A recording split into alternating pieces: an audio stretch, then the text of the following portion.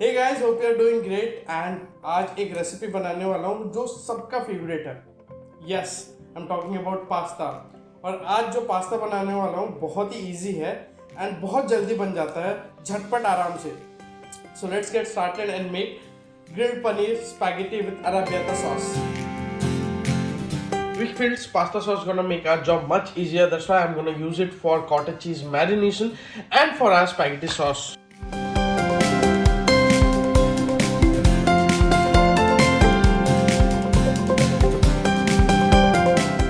Pasta is made of 100% durum wheat. It has good high protein amount and good in fibers.